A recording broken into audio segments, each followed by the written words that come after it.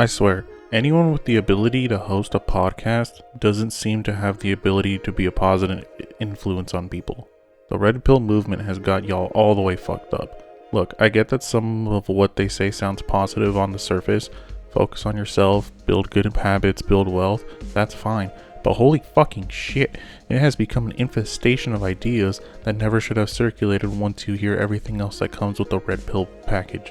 The manosphere, the red pill pipeline, more like the Alaska pipeline. Am I right? Full of shit and expecting coochie. If you've ever watched any of this shit, you already know the formula. Dudes talking about men's struggles. And look, men do struggle. So do women. Anyone with a pulse does. But the way these guys go about it always derails into the same destination. Blaming somebody else for not getting what they want out of life and claiming that men have it worse than women in every single way. These are the people who genuinely believe that women run society and that men are the real oppressed gender. Unironically, they believe that women live life on easy mode, and while everything for men is hard and unfair. One guy, and I'm sure you know who it's gonna be once I say this quote, he said, "Our show is themed after Grand Theft Auto Vice City. And as a man, you start the game off with no weapons, you're weak, and you have to work to progress." And then he goes, "Women, on the other hand, start with all the weapons, maxed out stats, and a rocket launcher." Bro, shut your dumb ass up. You really thought you made a wise comparison. They go on and on about women being hypergamous, manipulative, untrustworthy, and emotional, as if those traits aren't things and literally anyone can have. They pile on with takes like women's rights and sexual freedom were a mistake, men showing emotion is a weakness, and real men have to endure hardship and silence to prove their masculinity. They say feminism is a lie and their voting rights were a mistake. And I've even seen a woman say that last one, unironically and disappointingly. They demand empathy for male suffering while completely denying women the same. I've even seen the argument that providing financially for your partner makes sex transactional, like she owes you. Bro, these guys have some of the dumbest takes on the internet.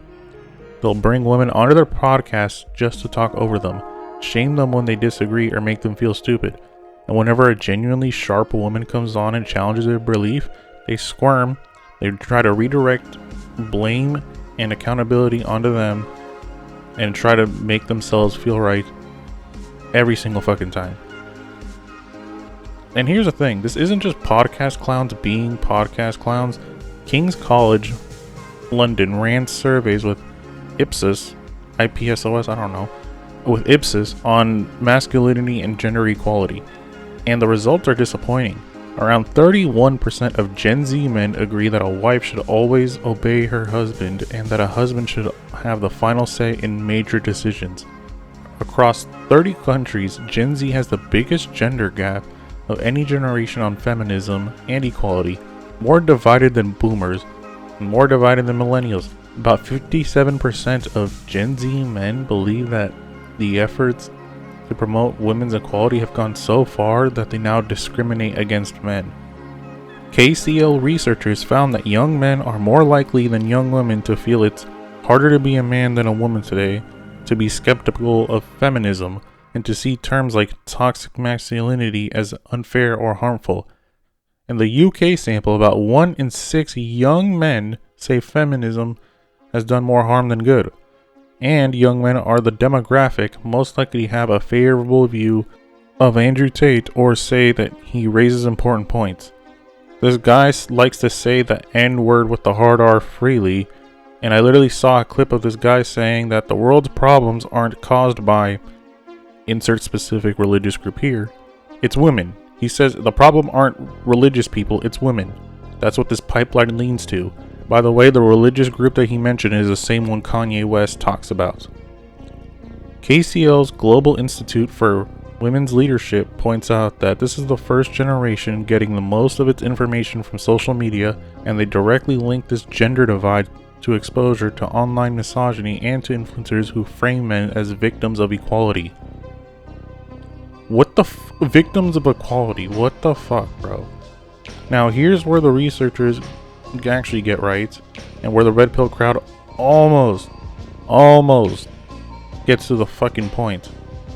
Some Gen Z men do feel economically blocked housing costs, job prospects, the feeling of being overlooked, that shit's actually fucking real. And the red pill pipeline swoops in with a ready answer, a sense of control, status, and it gives them someone to blame.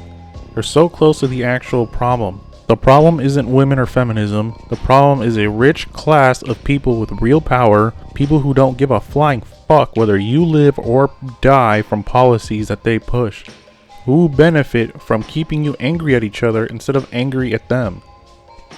Here's what this fucking red pill pipeline actually is at its core. It's a fucking business. It's slop designed to keep you outraged, watching, and keep you coming back.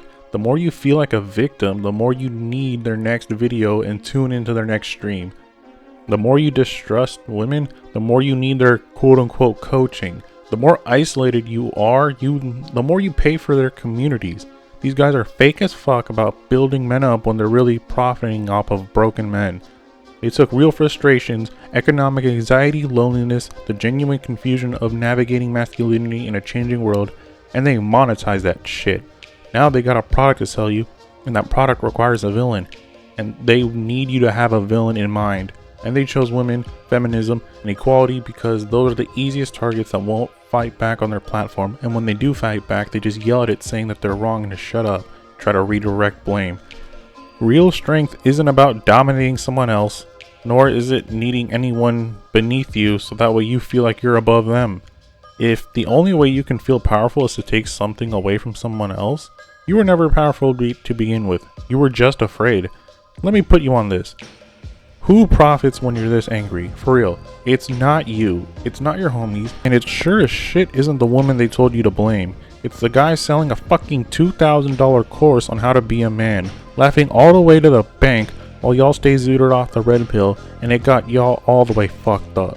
Game is game. It's been your boy Bean Burrito. Don't work too hard. I'll try not to.